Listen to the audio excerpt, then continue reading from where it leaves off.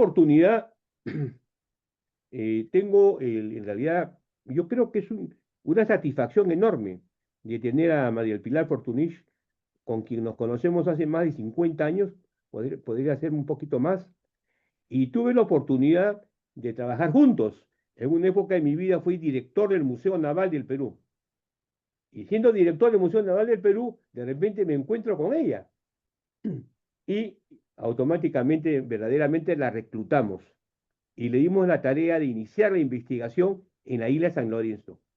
Como ustedes comprenderán, un museo tiene varias características, varios elementos, ya sea los objetos museológicos, el diseño museográfico, las características de la investigación de los objetos museológicos, lo que es la catalogación y lo que es la promoción.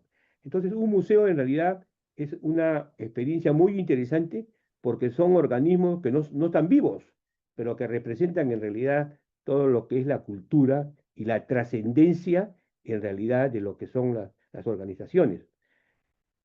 Y María del Pilar Fortunich, una vez que tomó la responsabilidad esta de investigar la isla de San Lorenzo, no ha dejado de hacerlo. O sea, aquí hay algo que es bastante interesante. Y ahora nos va a dar una conferencia muy interesante porque va a tocar temas en base a su característica de investigación que tiene. No solamente ha investigado en la isla de San Lorenzo, sino tiene una serie de investigaciones y una serie de premios a nivel internacional. Y lo importante de todo esto es la construcción, en realidad, intelectual sobre todas las islas que tenemos, que son parte, en realidad, de nuestro dominio marítimo. Entonces, dándole la bienvenida a María del Pilar. María del Pilar, te presentamos y esperamos tu conferencia. Adelante, por favor. Buenas noches y en primer lugar quiero agradecerte, Víctor, porque justamente has recordado en un encuentro, creo que fue por el año 95, por ahí, 1995, en que yo estaba desarrollando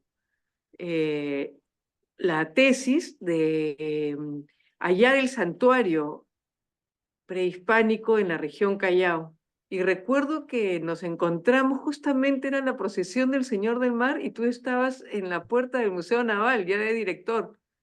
Y te digo, Víctor, el santuario prehispánico del Callao es la isla San Lorenzo. Y tú me dices, a desarrollar la investigación. Y realmente me diste la responsabilidad de hacerlo desde el Museo Naval y fue maravilloso porque, como justo lo mencionaste, no solamente se trataba de la investigación, sino también había que hacer la restauración, la conservación, la difusión, la museografía, es decir, toda la cadena. Y me dieron una oficina y un contrato, lo cual fue maravilloso porque eso me permitió desarrollar la investigación que, si bien desde esa fecha no la he soltado y la mantengo, nos ha permitido que se vayan sumando una serie de profesionales, ¿no? De historiadores, gestores, marinos, arqueólogos, geógrafos, videastas, fotógrafos. Entonces, el banco de datos que vamos a compartir es un esfuerzo donde muchos investigadores han puesto su aporte. Voy a iniciar compartiendo la pantalla y eh, vamos a iniciar la exposición. Tengo una cantidad significativa de imágenes porque me gusta transmitir la información a través de la imagen, ¿no? Entonces, la investigación tiene varias etapas, ¿no? Primero fue hallar el santuario ancestral de la región Callao, de ahí entender su valor, restaurar su simbolismo y la necesidad de poner en conocimiento de todos la importancia de un catastro integral. Y esto lo digo porque muchas veces hay un catastro arqueológico o hay un inventario de especies, pero no hay uno solo donde se pueda ver toda la información.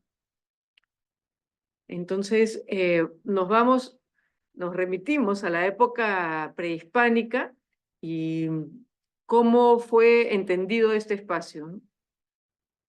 Acá es importante ver el nexo que hay entre la colonia y la época prehispánica.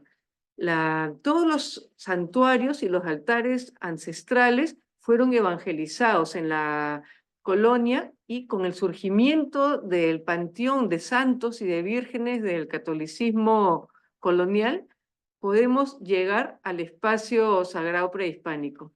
En el caso de la región Callao, tenemos el culto al Señor del Mar, y aquí vemos al Señor del Mar con la cruz blanca, que es hasta donde llega en las aguas en el maremoto de 1746. Cabe mencionar que estos cultos religiosos muchas veces aparecen por eventos de la naturaleza o milagros, ¿no? Tenemos el Señor de los Milagros, el Señor del Mar, el Señor de los Temblores, y la cruz, ¿no? De Motupe, otras cruces, y todas tienen que ver con eventos de la naturaleza, con mensajes, con apariciones, y así es como se va formando todo este territorio evangelizado y que nos va a llevar al prehispánico. Acá vemos la ofrenda al mar.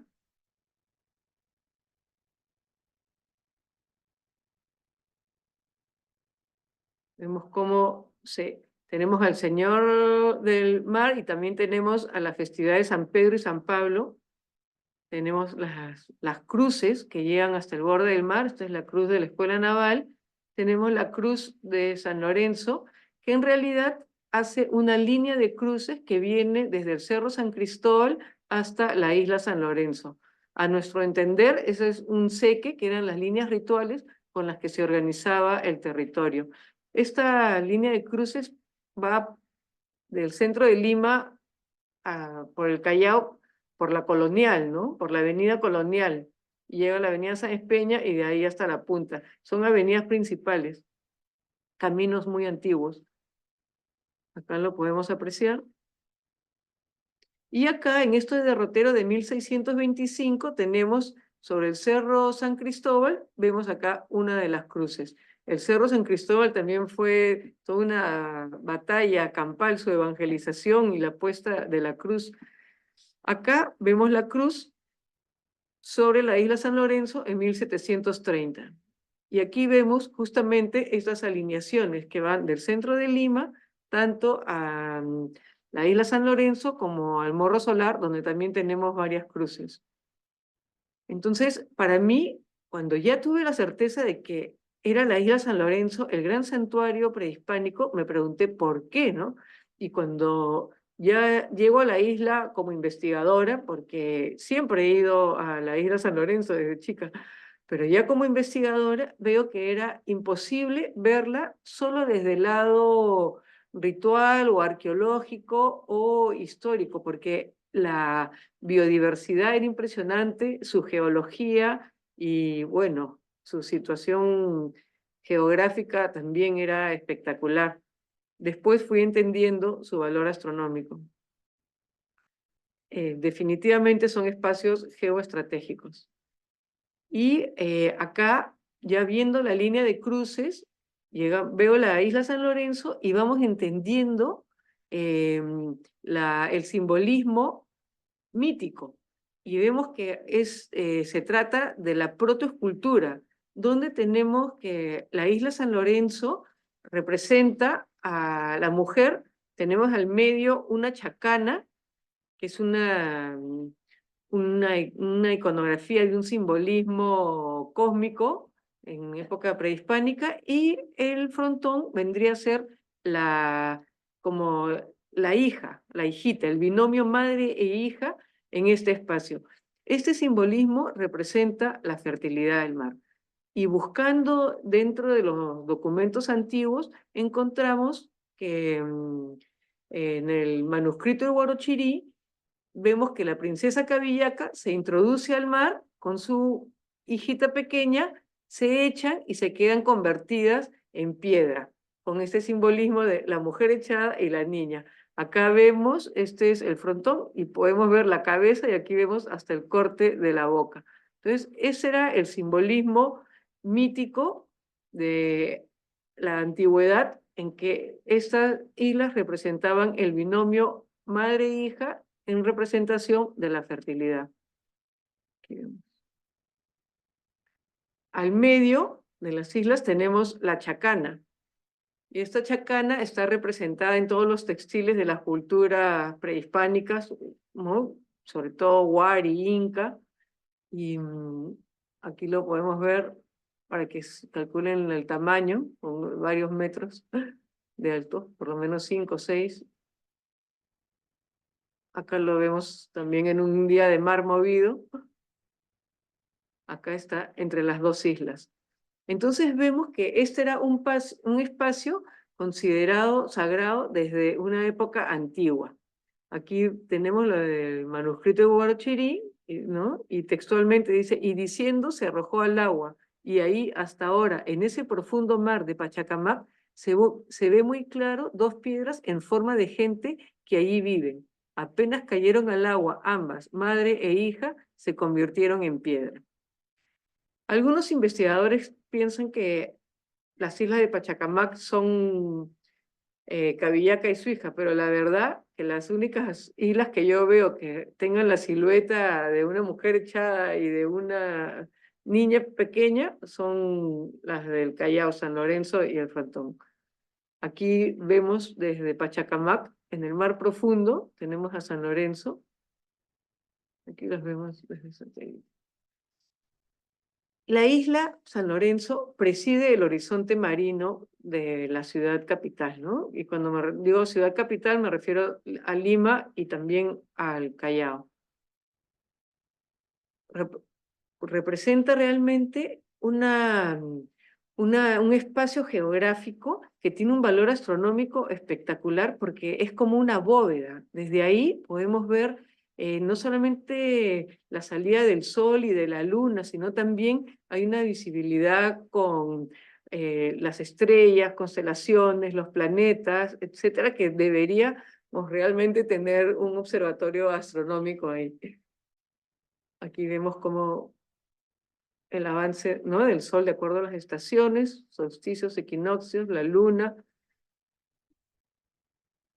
Vemos cómo preside realmente el horizonte marino. Y desde acá se puede visibilizar tanto la bahía de Lima como la bahía del Callao. Su altura, además, permite pues tener una mayor visibilidad. Son 396 metros de manera oficial, pero justo fuimos con los amigos de INGEMET, del Instituto Geológico, y con su nueva tecnología se calculó unos 406 metros. Habría que volver realmente a repasar estos indicadores con las nuevas tecnologías, ¿no? Aquí vemos, esta es Punta Gruta, vemos su estratigrafía y vemos el contenido de hierro, y es de estas zonas donde vemos cómo se emiten las descargas eléctricas en el terremoto del 2007. También cabe indicar que en la isla, en el contorno de la orilla, hay varios puntos de grutas, y consideramos que siempre es un pendiente la exploración de las grutas, porque mantenemos como hipótesis el hecho que pueda ser, que puedan ser grandes grutas o túneles y que haya conexiones entre ellas. Así que mientras no tengamos terminada esta exploración, la isla todavía nos puede dar grandes sorpresas, ¿no? Acá vemos el magnetómetro. Este es un proyecto de Perú Magneto, que es de la Universidad Católica con la NASA y apoyo de la Telefónica, que sirve para la predicción de sismos. Esta geología cargada de hierro, con la presión del movimiento de las placas tectónicas, hace que estas descargas vayan hacia arriba y en el contacto con la atmósfera aparecen estas descargas eléctricas, ¿no? Estas luminiscencias. Y el magnetómetro permite con antelación ir viendo esta actividad. Y el proyecto es justamente para la prevención de sismos o alertas tempranas de sismos. Entonces vamos viendo la importancia de el valor científico de la isla. Aquí vemos, cortesía del proyecto Perú Magneto, las emanaciones de las luminosas que salen en el cielo de Lima durante el terremoto del 2007. El terremoto, el epicentro fue en Pisco, pero hasta acá llegó y vemos el Morro Solar, la isla San Lorenzo y el Cerro La Reila. Coincidentemente, esos tres sitios están consagrados desde época prehispánica. Siempre también manejamos como hipótesis medir la actividad magnética en otros sitios que también tengan esta presencia prehispánica. Acá lo vemos con las cámaras tanto de la Universidad Católica como el Arcomar, como el aeropuerto, son las que han dado la data para reconstruir estas imágenes. Aquí tenemos una visita del Instituto de Estudio Histórico Marítimo, donde nos acompaña el doctor Jorge Heró, que es el gestor del proyecto Perú Magneto. Aquí pueden observar la geología, las grutas, las muestras. Siempre estamos recogiendo las muestras. La diversidad geológica de la isla es realmente fabulosa. Fósiles. Y al valor astronómico, geográfico, geológico, le sumamos el biológico. La isla, en realidad el complejo de Islas Callao, es un yacimiento de biodiversidad.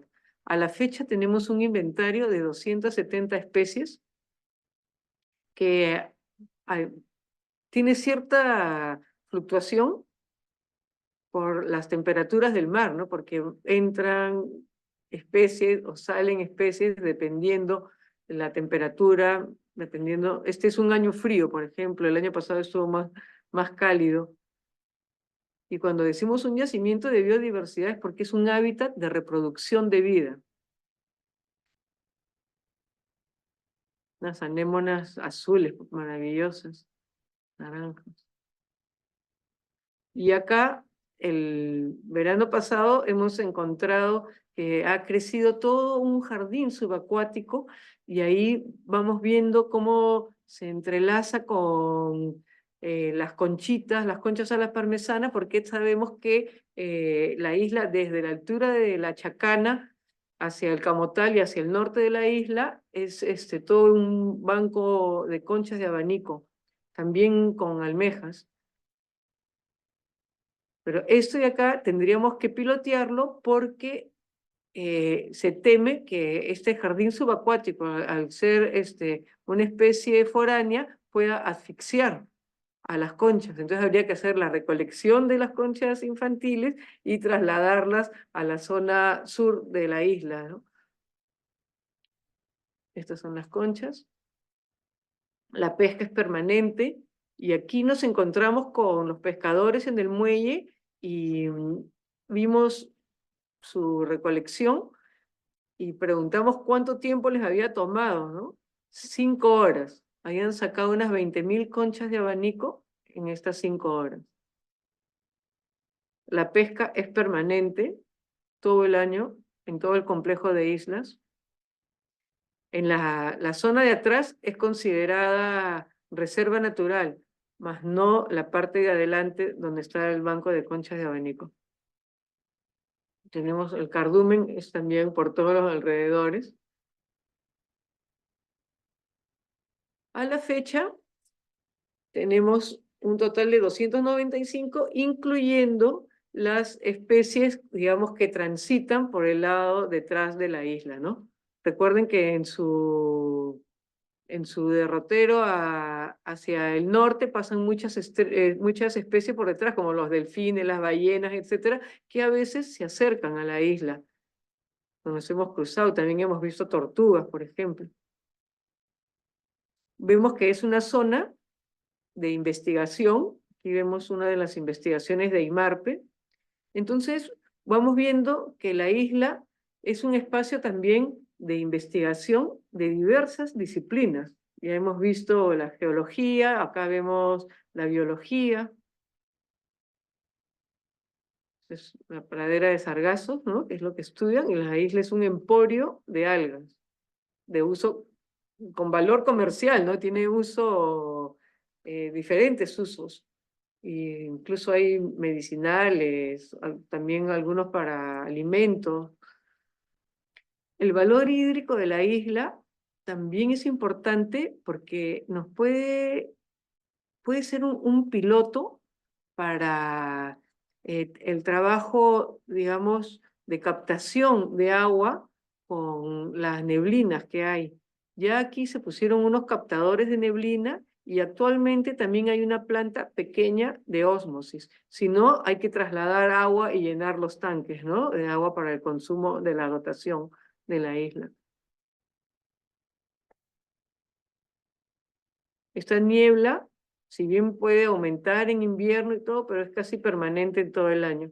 Y eso permite un ecosistema de loma. Aquí vemos los captadores. En verano se seca todo. Y aquí vemos los conchales, que esto nos da unos datos, unas pautas de los antiguos pobladores de la isla. Por la descripción, nosotros creemos que este es el conchal que describe Charles Darwin en su paso por la isla. Aquí podemos ver tanto la variación climática por el tamaño, digamos, de los restos que se encuentran, ¿no?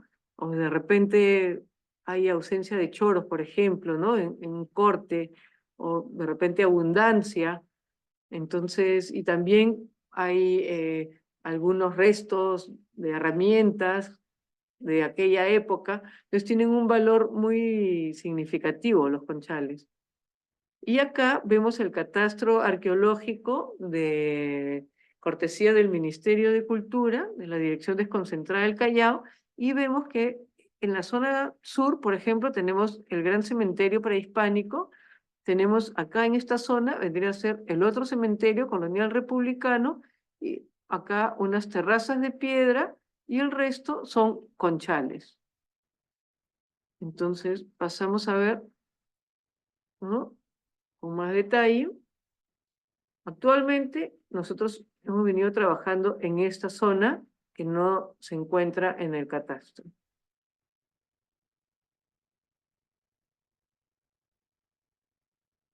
Nos vamos al sur, a esta zona de acá, complejo arqueológico de Caleta La Cruz. Acá funcionó la estación Ensomar, que trabajó mucho tiempo el banco de conchas de abanico, ¿no? El cultivo de conchas. Después de varios corrientes del Niño, ya no se volvió a invertir, pero aquí pueden ver las embarcaciones que siempre están trabajando en la recolección de conchas. Ese es el cementerio donde trabaja hace más de un siglo Max Uhle, y hay a todo un ajuar funerario, ¿no? Aquí podemos ir viendo las terrazas. Las piezas que saca del sitio.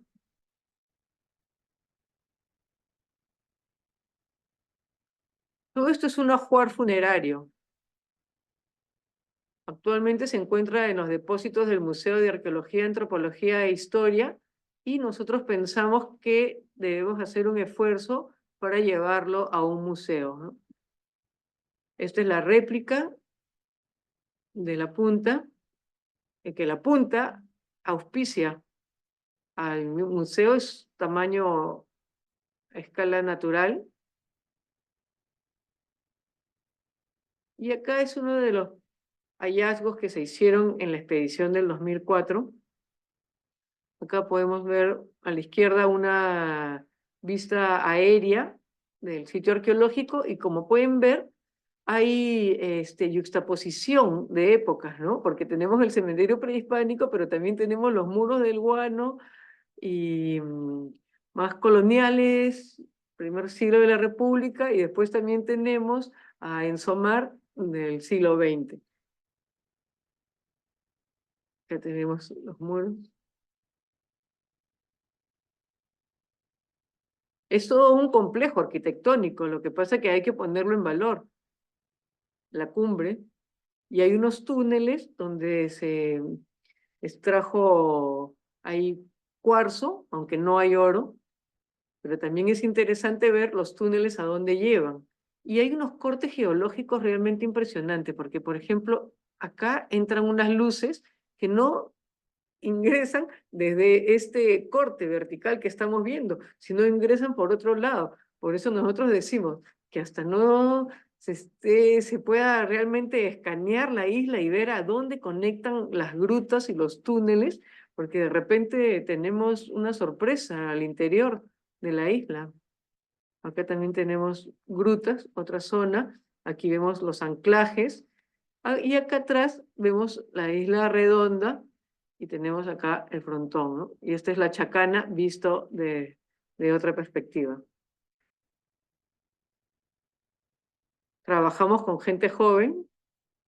Aquí vemos las construcciones de Ensomar y que habíamos iniciado ya las conversaciones con el Ministerio de Cultura a ver si se podía implementar este espacio para que sea como un centro que nos permita ir restaurando todo este complejo arqueológico de Caleta La Cruz, ¿no? Aquí, como les mencioné, cómo se van mezclando todas las épocas.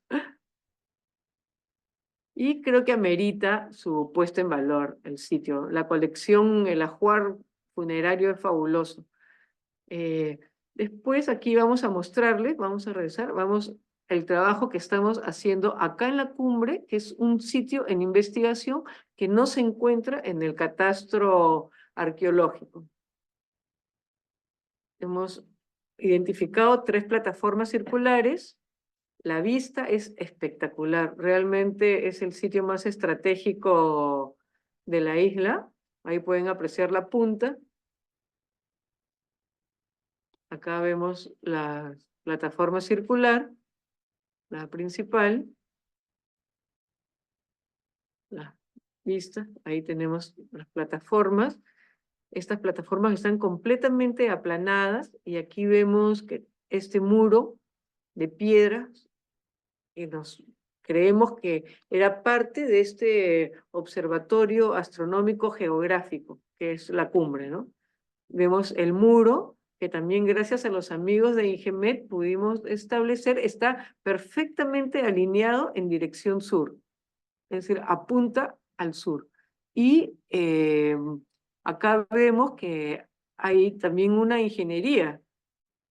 Las piedras más grandes abajo, de ahí pasa a las medianas y de ahí tenemos las más chicas arriba, ¿no?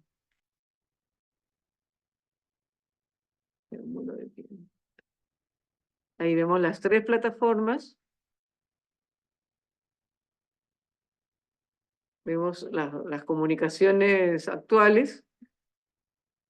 Y vemos que estas plataformas realmente son hechas, ¿no? Hay caminos que unen una a la otra. Y ese acá es la plataforma 3, donde nosotros creemos que es que nos puede dar muchas sorpresas cuando la intervengamos con tecnología actual, ¿no? Queremos pasarle radar, láser, etcétera.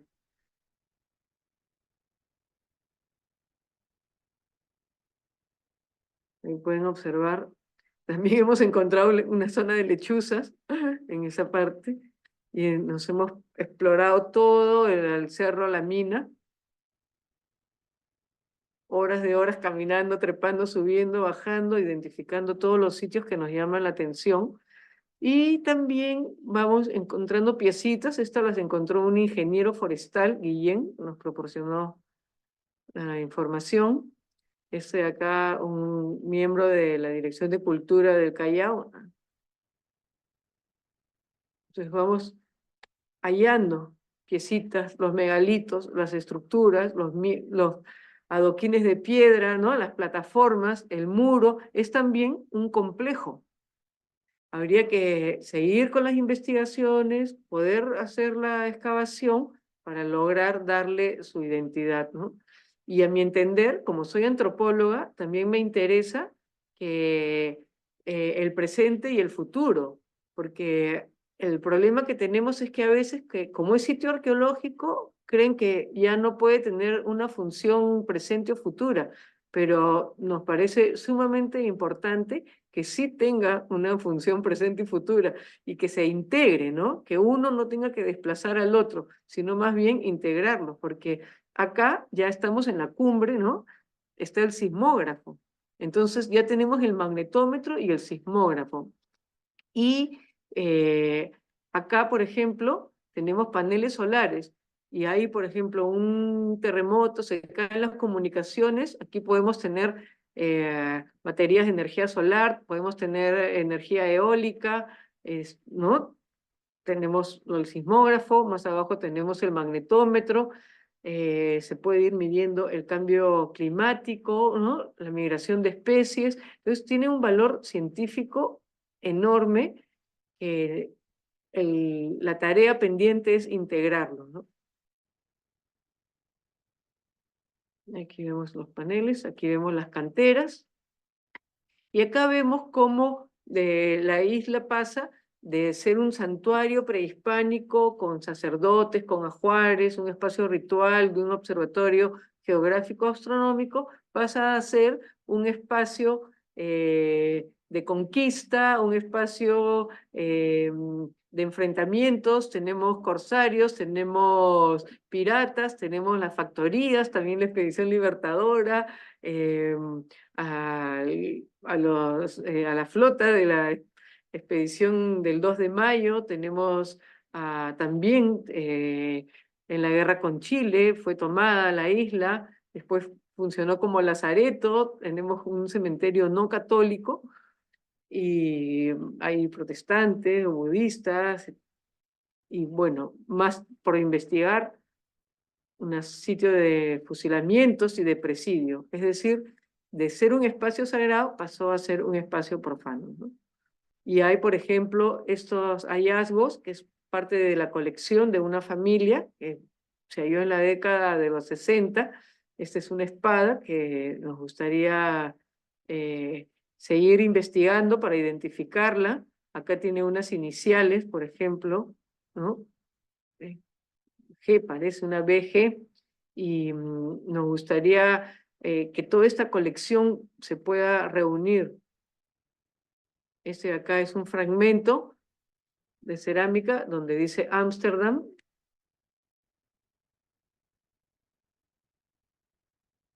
Donde dice Ámsterdam, acá se ve tenuemente, pero ahí está, que ha sido identificado, pero no del siglo XVII, sino parece que es posterior.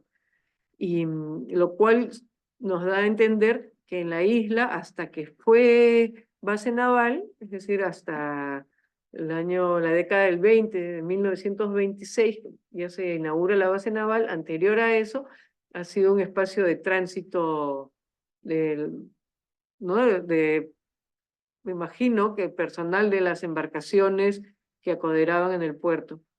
Aquí vemos, este es un sitio arqueológico que sí está en el catastro del Ministerio de Cultura, y aquí es donde salen estos entierros de diferentes épocas, solamente se han investigado unos cuantos, pero vemos extranjeros, vemos guerra, enfermedades, ¿no? Y lo mencionado. Ha sido un cementerio organizado.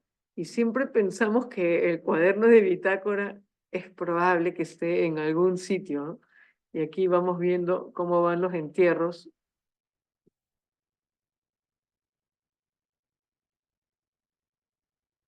Aquí vemos las colecciones que han ido apareciendo en diferentes épocas. Esto es parte de la colección del Museo Naval. Aquí el pabellón que se encuentra, que es restaurado. Ups.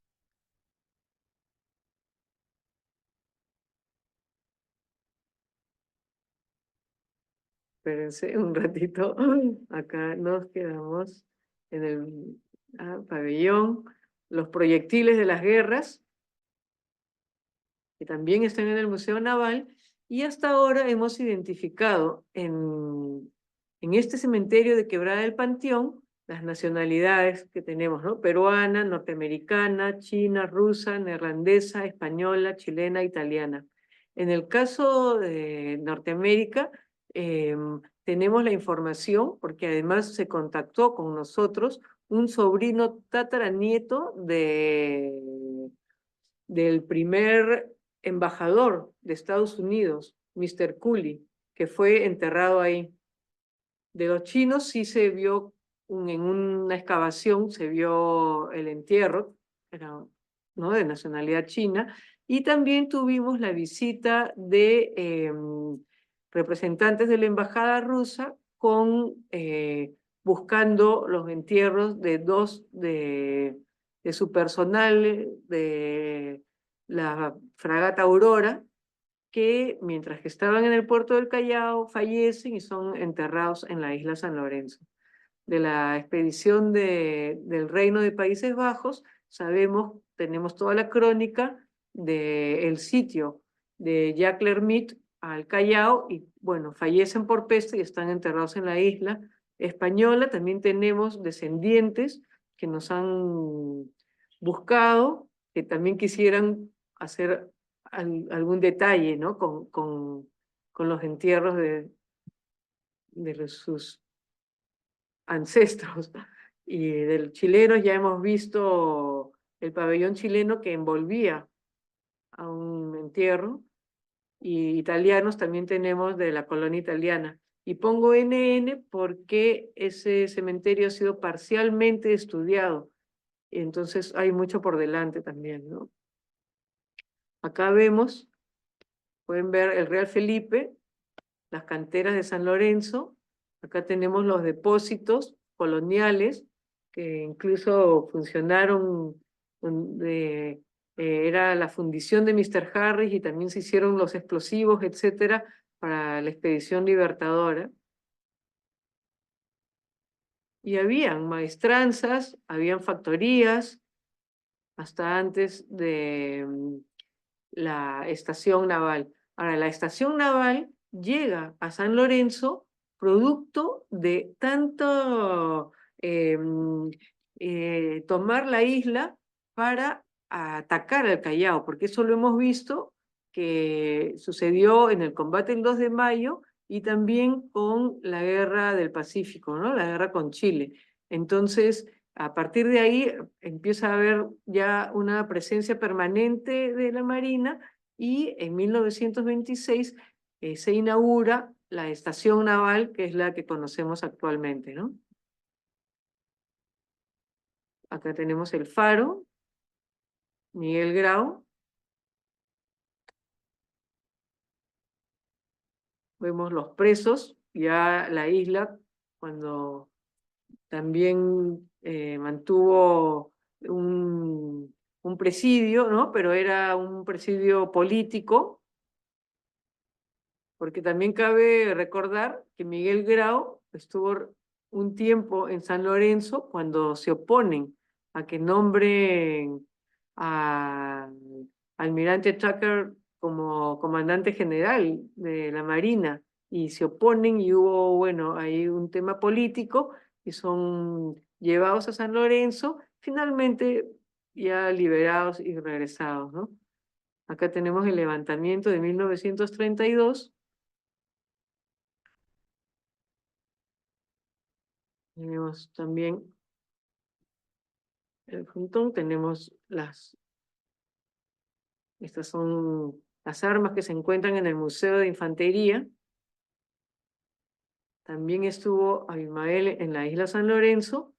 Y ese detalle es importante mencionar porque si vemos, tenemos época pre-Inca, Inca, tenemos colonia, tenemos en la República la Expedición Libertadora, el combate el 2 de mayo, tenemos la guerra con Chile, tenemos presos políticos hasta llegar a Abimael, es decir, toda la historia del Perú está en la isla.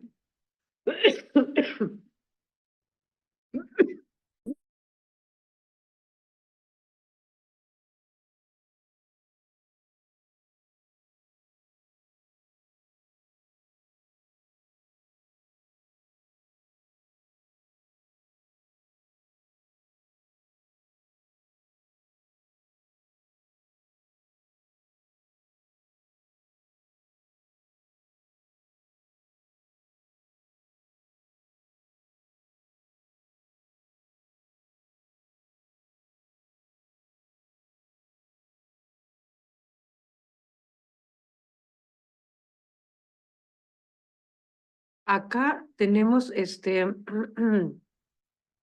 la cruz ortodoxa rusa puesta por la embajada, rusa ya en el siglo XXI en memoria de sus connacionales enterrados en San Lorenzo.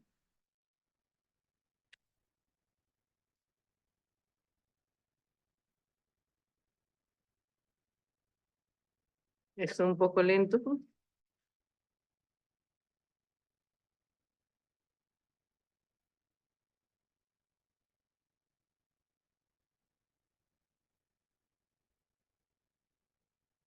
Y acá tenemos la visita de los representantes de los pueblos originarios.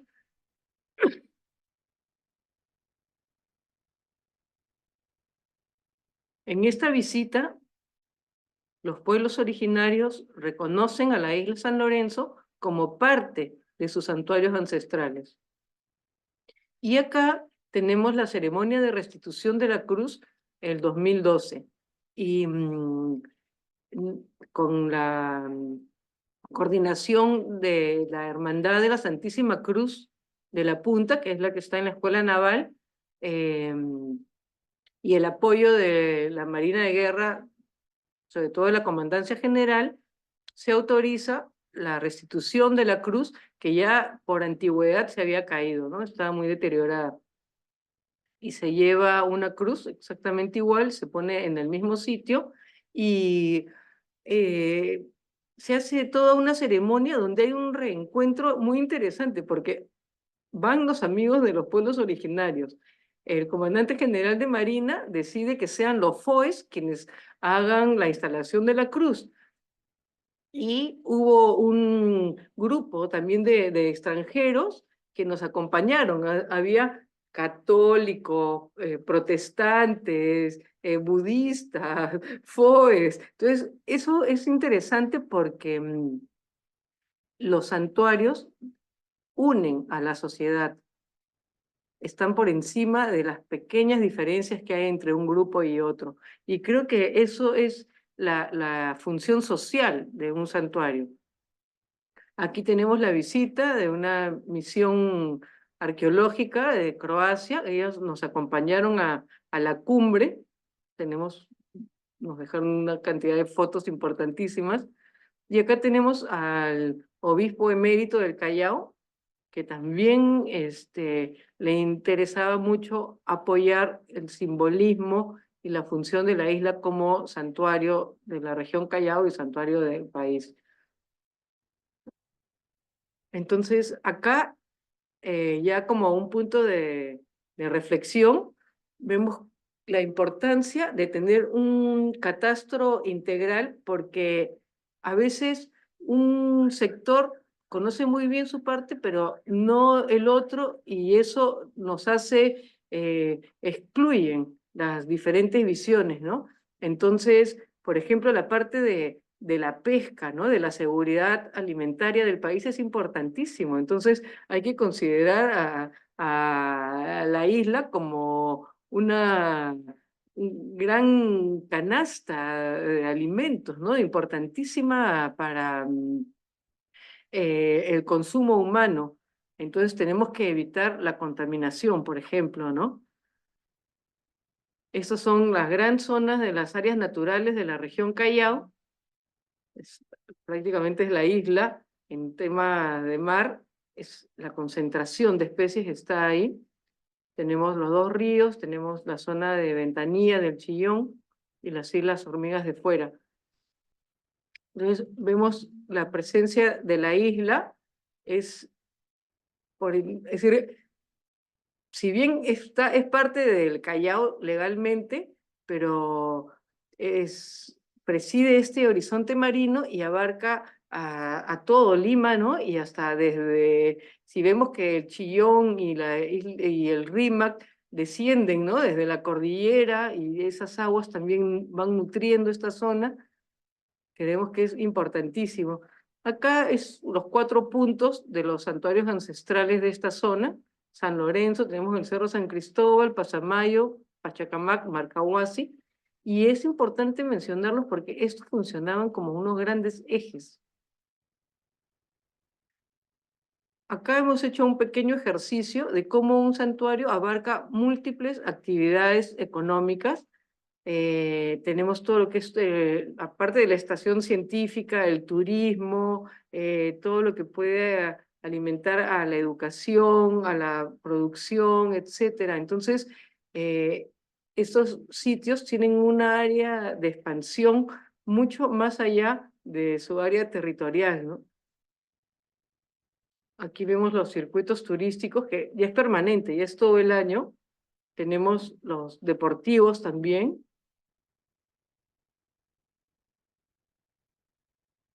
Tenemos también a toda la gente joven, es parte del equipo de exploración, que me manejan los GPS, los drones, todo. Bucean, nos consiguen estas fotos, porque se ha creado todo un ecosistema en el Pachitea, en el barco hundido. Y tenemos el proyecto de crear una Contiki para la investigación científica, ¿no? De la zona.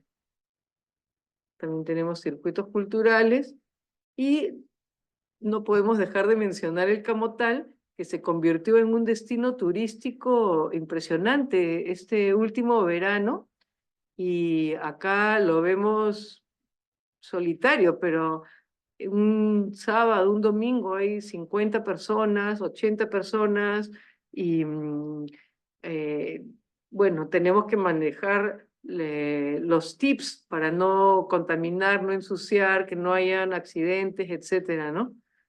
Acá lo vemos desde el nivel del mar, el Camotal que aparece y desaparece. Entonces vemos el Camotal y las islas detrás. Es todo un complejo de islas con la punta como península. Entonces, en resumen, podemos ver que los santuarios en realidad eran espacios geográficos excepcionales que articulan el territorio y tienen valor pasado, presente y futuro.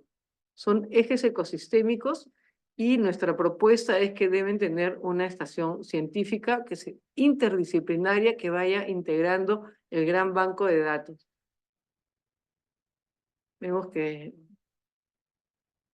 es importante difundir esta información. Nos parece sumamente importante que siga bajo la custodia y el cuidado de la Marina de Guerra, porque eso ha permitido que toda esta biodiversidad esté bullante y no tenga pues estas amenazas, ¿no? de contaminación ni de sobrepesca o que puedan afectarla, ¿no? Lo que importa acá es cómo puede ser útil a la sociedad, al país, ¿no? Pues creo que esto de acá es la reflexión final, ¿no?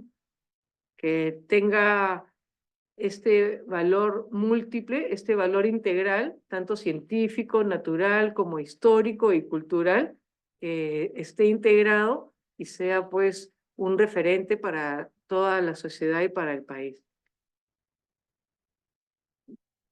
Le corresponde una categoría, pero parece que tendríamos que crear una nueva, porque no es suficiente santuario nacional e histórico, porque también tiene que ser científico y tiene que tener una actividad estratégica, ¿no? Que pueda seguir bajo la custodia de la Marina. Pertenece al Callao, hay toda una normativa, hay decretos que se lo asignan la custodia a la Marina, está declarado como bien de dominio hidráulico, y nosotros ya finalmente estamos acá tratando de crear un museo del mar en la punta, museo pequeño, pero que sea un epicentro de información, que podamos contribuir a todo lo que es el estudio y la educación en el mar. Estaría básicamente orientado a la parte de la riqueza natural, la parte científica, lo prehispánico, porque nos complementaríamos perfectamente bien con el Museo Naval, que tiene realmente una colección colonial y republicana maravillosa, ¿no? Ustedes pueden ver la cantidad de fotógrafos que nos han acompañado, y también agradecemos a todas las instituciones que han aportado, y un agradecimiento especial a todas las personas y a todos los amigos incondicionales que han apoyado siempre la investigación. Creo que es importantísimo, porque tantos años los auspiciadores y los amigos empresarios que nos apoyan nos han permitido seguir adelante. Eso es todo por ahora. Gracias. Muy agradecidos, SMAPI, por tan valiosa información. A continuación, periodo de preguntas y respuestas. Primera pregunta. Considerando la biodiversidad marina que rodea la isla San Lorenzo, ¿qué estrategias se están implementando para su conservación frente al impacto de la actividad portuaria y el cambio climático? ¿Qué especies endémicas o que están en peligro de extinción se encuentran en la zona? ¿Y esto cómo afecta a los proyectos de desarrollo cercanos de su ecosistema?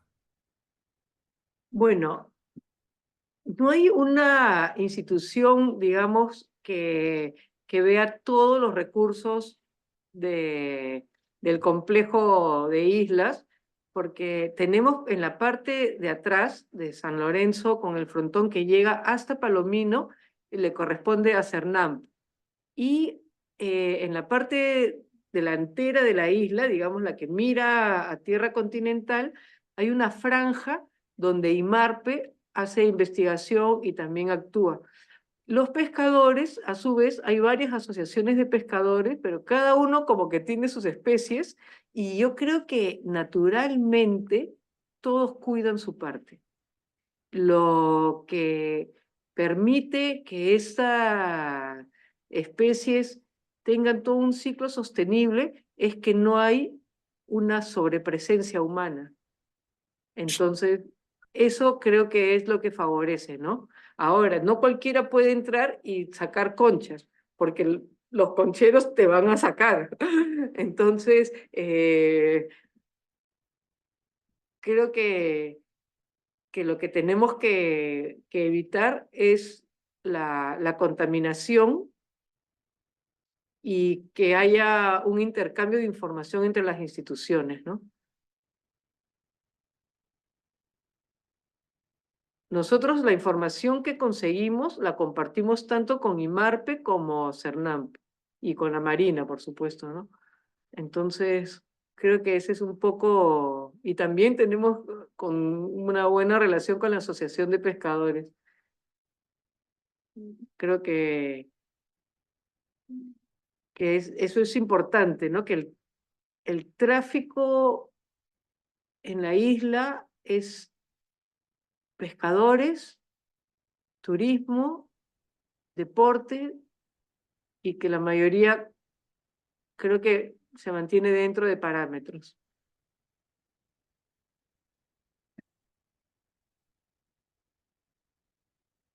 No sé si... Sí, muchas gracias. Sí, Mapi. Siguiente pregunta. Si la isla San Lorenzo pudiera convertirse en un símbolo nacional, ¿cómo podríamos integrarla en la educación y la cultura peruana para que futuras generaciones comprendan su valor histórico y ambiental? ¿Crees que debería haber, por ejemplo, un museo de sitio? Yo creo que debería haber un museo de sitio y también hay muchos jóvenes que están haciendo sus tesis. Eh, eh, entonces, de diferentes temas.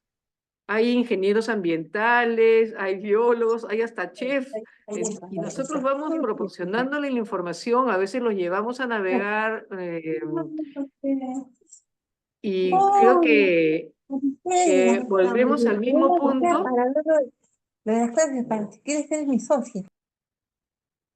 volvemos al mismo punto que la información no está integrada. Entonces, si tuviésemos un museo de sitio con una estación científica, todas las tesis, por ejemplo, irían a esa misma web y podrían todos compartir la información, ¿no? Entonces, yo he expuesto en la Universidad de Lima, en la San Marcos, en la Católica, en Cayetano Heredia, apoyamos actualmente a un montón de jóvenes, pero entre ellos a veces no se conocen o como no hay un repositorio, pero si nosotros empezamos a juntar la cantidad de información, de investigación que hay sobre la isla, realmente nos va a impresionar. Pero necesitamos, pues, institucionalizarlo, ¿no? Al igual que el cuidado del espacio, que están diferentes grupos, yo creo que con un museo de sitio y una estación científica podríamos articular más la información y el conocimiento, ¿no? Muchas gracias. Bueno, esta es una pregunta realmente reate que te felicita por la exposición. Pregunta, ¿la isla de Frontón tuvo algún significado en la época pre-Inca, Inca? Bueno, en el manuscrito de Guarochirí, cuando encontramos esa descripción de que la princesa Cabillaca, huyendo de este dios de Cuniraya, se introduce al mar con su hijita, se echan y se quedan convertidas en piedra, ¿no? Ese es el simbolismo de el binomio madre e hija, que representa la fertilidad del mar. Entonces, la protoescultura, que como vimos que hay en el frontón una marca que parece la boca, y después hemos visto la chacana, ¿no? Que es un símbolo prehispánico astronómico. Entonces, esa intervención, esa protoescultura, es para resaltar el espacio y se distinga del espacio común. Y ese resaltar el espacio es justamente porque es un gran yacimiento de biodiversidad. Y en época prehispánica, toda la recolección, la pesca, todo era sostenible. Nadie podía ir a cazar cuando quería o no quería. Para eso se hacía la fiesta, el ritual, se empezaba la recolección, se descansaba, ¿no? Se limpiaba el río cuando había que limpiarse y estaba todo regulado, el calendario solar, ¿no? Entonces, yo creo que igual pasa ahora, ¿no? Hay temporada de pesca alta de conchas de abanico, cuando no, hay lenguados, hay chitas, hay pejerrey, entran ráfaga de calamares. Entonces, eh, creo que es abundante porque los mismos pescadores también cuidan sus especies, ¿no? Y no se puede separar una isla por aquí, otra isla por acá, porque es un complejo de islas que están muy cerca unas a otras. Cabinzas está ahí atrás nomás de San Lorenzo, ¿no? Palomino un poquito más allá. El Camotal al medio entre La Punta y San Lorenzo. Ujú. Buenas noches, Mapi. Gerardo Buenas de noches, acá. Gerardo. Hola. Tengo una curiosidad, si me permites. ¿Sabes algo con respecto a si han continuado gestiones para precisamente usar la isla como este, fuente económica? O, me refiero a que hay gente que quiere llevar proyectos allá para establecerse. Y Bueno, adelante. proyectos, yo tengo entendido que hay un montón que han querido hacer con la isla, pero la isla es una base naval, es una estación naval, ahí hay ya es una plataforma de entrenamiento, de estudio, etcétera, ¿no? Entonces yo creo que los proyectos que respeten esa condición y puedan sumarse, pueden ser bienvenidos, ¿no? El problema acá es cuando aparece un proyecto que quiere erradicar al otro o quitar, ¿no? Ahí es cuando empiezan a haber problemas. Pero yo creo que mientras sume, son bienvenidos, ¿no? Hemos tenido hace unas décadas proyectos aeropuerto, balneario, megapuerto, y que eran, ¿no? Que no correspondían. Hemos visto cómo es el clima, por ejemplo, ¿no? Entonces, creo que los proyectos tienen que estar encaminados a lo que ya es la isla actualmente. Por Muchas ejemplo, la gracias. parte, un museo Totalmente de de acuerdo. sitio, una estación científica, acuicultura, ¿no? El magnetismo, sismografía, eh, inventario geológico, entender la formación del continente, ¿no? Ver cómo se levanta. La isla es parte del levantamiento de la cordillera andina. Entonces, eso me parece maravilloso. Incluso también se lo recomendaba a una amiga que era entrenadora que los deportistas pueden ir a entrenar también, ¿no? Hay un campo ahí de entrenamiento para que saquen físico, físico de verdad, así. Entonces, lo que va a sumar a lo que ya está, yo creo que es bienvenido, ¿no? Lo que quiere desarmar lo que ya está, creo que no es tan bienvenido. María Sí, del muchas Pilar. gracias. Próxima Mm, pregunta, eh, eh, acá de Alfonso Agüero, dice que recuerda que en tu proyecto había un museo considerado, lamentablemente no se avanzó. Pregunta, ¿crees que sería oportuno tener, bueno, este museo para hacer esta difusión en el Museo Naval? ¿Hay disponibilidad de espacio? Si has hecho algún tipo de coordinación. Gracias. Bueno, un saludo especial para el comandante Agüero, también director del Museo Naval y con quien tuvimos el honor de trabajar unos años. La verdad que estoy encantada tanto con la invitación de Víctor Plaza y también del comandante Alfonso Agüero. Eh, el Museo Naval puede ser el destino perfecto de la colección de la isla San Lorenzo, porque no está dispersa, está en depósitos, y hay coleccionistas que me dicen, yo tengo esto, pero si hay un sitio en un museo, yo lo dono. Pero entonces, esa es una opción, ¿no? Para mí sería maravilloso. Eh, ampliarlo, sé que lo están ampliando, el Museo Naval está quedando muy bien.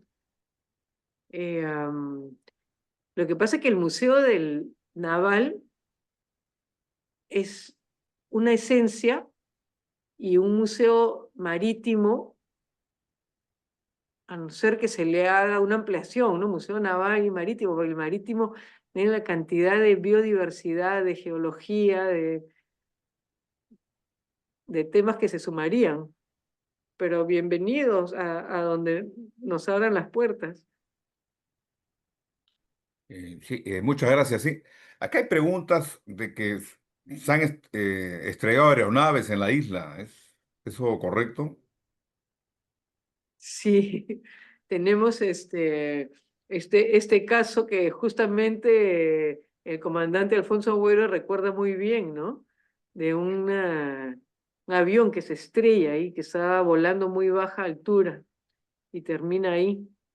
También hay otro en Oradada y también hay hundimientos alrededor de las islas.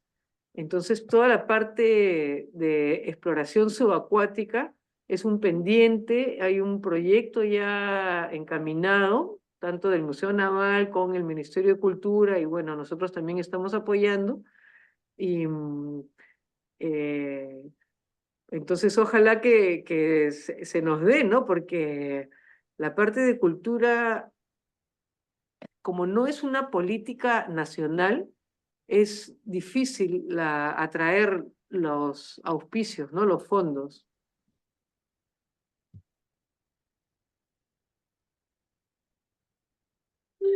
Sí, muchas gracias. A continuación, agradecemos, Mapi, la información que nos has dado, muy importante, muy interesante. A continuación, palabras de agradecimiento al doctor comandante Víctor Plaza. Eh, Buenas noches, ¿qué tal? Qué gusto, muchas gracias. Una excelente exposición, Mapi, te felicito. Brillante, va a estar grabada. Estamos invitando a los participantes, a los 33 participantes, a inscribirse en el canal de YouTube Ciencias del Mar, para que puedan ver esta exposición y otros 72 videos. El comandante Juan Aicardi, el Colobarrutia, que vive en Sao Paulo, me ha pedido que no va a hacer una pregunta, sino quiere hacer un comentario, por ser esta una cosa muy especial. Juan, adelante, por favor. Muchas gracias, Víctor. María, si me permites, con mis pequeños 87 años, creo que me puedo dar el lujo de tratarte de tú. Yo fui comandante de la isla San Lorenzo en el año 75 a 76 y exploré la isla completamente, toda, de punta a punta. Me acuerdo que había un muelle en el Cabezo Sur, que no me recuerdo si era de la compañía de Guano o algo por el estilo, y habían unas construcciones abandonadas. Cuando fuimos a explorar esa área, fuimos a la parte alta del Cabezo Sur y encontramos una plataforma, efectivamente, como tú describes. Había unos restos en forma de cruz que se decía que era el templo a la luna en la época preincaica. Pero encontramos igualmente un pequeño hueco en el piso que agrandamos por curiosidad y bajamos, entramos, era una caverna, una gruta que salía encima de la lobera que se encuentra en ese Cabezo Sur, en el lado oeste. Entonces salía como a un balcón y se apreciaba la lobera en la parte baja. Eso es una de las cosas que yo recuerdo. La segunda es que el cementerio que mencionas tenía esa variedad de nacionales porque en una época fue la isla el depósito de buques en cuarentena que llegaban con la fiebre amarilla, en fin, y los que morían los enterraban justamente allí. Yo tuve la oportunidad de ver el cadáver de un chino que salió de un cajón con las tablas de cubierta de un buque, son unas tablas muy gruesas. Él estaba dentro del cajón solamente con un taparrabo y tenía el cuerpo entero, cuando digo entero es entero, completamente tatuado, de punta de pie a punta de las manos y punta de la cabeza. Después vimos a más o menos unos 200 a 300 metros hacia el Cabezo Norte, por la costa que da hacia la punta, había una gruta grande. Yo entré en esa gruta y me encontré parado en una laja enorme de tiza. Entonces calculo que era una mina de tiza. Yo pedí a la Marina para investigar más porque al final de cuentas era interesante. La tiza es un elemento básico para la pintura y la Marina podría aprovechar eso como intercambio con las fábricas de pintura, pero son esas cosas que pasan que uno dice y nadie escucha. En fin, Entonces, eso es lo que yo te quería comunicar, que de repente te sirva para tus exploraciones. Lamentablemente no puedo acompañarte porque desde el Brasil me es un poco difícil. Pero muy importante porque esa descripción que hace que entran por una boca y salen por otro lado, eso es la zona de Aguanay, en Caleta La Cruz. Y el muelle, hasta hace 20 años más o menos estaba, pero ya ahorita no queda nada, queda solamente la estructura, digamos, pegada, digamos, a la playa, ¿no? Pero ya no queda muelle y yo siempre me digo, estos túneles están conectados entre sí, estas grutas están conectadas entre sí. Y la de la tiza también uno de los biólogos identificó la tiza en la parte norte. Sí, Exacto, sí. exacto. El orificio que encontramos, que teníamos que descolgarnos para entrar, porque entramos, digamos, por el techo del túnel que había abajo. Ajá. Abajo uno conseguía andar, no digo erecto, más curvado, porque no era muy alto. Pero habían restos de cuarzo, bastante cuarzo, que encontramos dentro de ese orificio. Y como te digo, más o menos en una cierta distancia, ya no recuerdo, fue hace muchísimos años que, fue, que aconteció eso, pero yo recuerdo que salimos a una especie de balcón donde dominábamos completamente la lobera. Y la parte del oeste, o sea, la playa larga que se llama, que es la gran playa que hay al otro lado, era Ajá. sumamente rica en ictiología. Había mucho lenguado en esa parte. En el frente también de la isla hay mucho, pero atrás había bastante y Estás en había hasta Brasil. corvina. Claro. Había hasta corvina. Sabíamos porque habían pescadores que iban por allá. Y una vez se quedó varada una bolichera, se quedó varada ahí en la playa larga. En fin, después la sacaron, pero en fin. Yo, como te digo, caminé por toda la isla, de punta a punta. Yo estuve presente cuando erigieron las antenas del Servicio de Comunicaciones de la Marina. Caminé por todo, yo que soy medio curioso, a mí me gusta mucho esa Ujú. cuestión de Excelente. arqueología, entonces era mi pasatiempo como comandante, me aprovechaba de eso. Claro. Pero caminé la isla entera y te puedo decir, hice una carretera con un pequeño tractor que teníamos para llegar hasta el Cabezo Norte. Y así comenzábamos a analizar, pero no llegamos a encontrar mayores cosas porque tampoco había tiempo, había muchas cosas para tomar cuenta en la base, no tenía todos los reclutas, en fin. Entonces no podía darle el tiempo que merecía. Tú sí le puedes dar ese tiempo y me encanta que lo hagas porque está descubriendo mucho de esa isla que yo creo que merece que la descubran. Bueno, muchas gracias y como mencioné, este es un banco de datos en que hay aportes de muchísimas personas. Esta confirmación que me da de que entrando por una boca del túnel sale a una especie de ventana, me parece importantísima porque la vez pasada hemos estado ahí con la gente joven y se han descolgado, pero hay que ir con equipos, hay arañas enormes, están llenas de Sí, plumas de aves, sí, sí, sí, eh, murciélagos, sí. sí, murciélagos, hay que prepararse Sí, es para verdad, entrar por ahí. Y, es verdad, sobre todo araña ciega que se llama la araña blanca, porque están en la claro, oscuridad. pero muy interesante porque son 3 bocas de túneles. Me imagino que por Sí, la de más arriba es por la que han entrado y han salido. entramos por la que estaba arriba en la meseta, en la misma meseta. Ahí había un y- hueco, entonces ampliamos un poco el hueco y nos descolgamos. Yo tengo, en esa época yo tenía 1,84 m, yo tuve que saltar para caer dentro del espacio. Claro que no digo que era de 2 metros, pero más o menos 1,70 m tenía la abertura. Y entonces yo andaba medio curvado, sucio hasta decir basta, pero como soy infante de marina no había problema. Y comenzamos a caminar acompañando la iluminación que recibíamos, porque esa iluminación venía justamente de la boca de salida.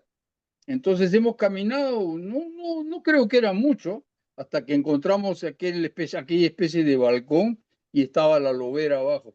Salimos a la misma altura que entramos. De arriba se veía la lobera. Entonces es una comunicación en plano, no era una comunicación en desnivel, era plana, de recta, el mismo nivel. Entonces, si te sirve de algo, buena hora. Me está sirviendo de mucho porque yo siempre digo, la intemperie en la isla es muy fuerte. Entonces, los antiguos tienen que haberse protegido, tienen que haber usado las grutas y los túneles de todas maneras, por el viento, por el sol. Entonces, yo siempre digo, la isla nos va a dar sorpresas cuando logremos entrar a ella, ¿no?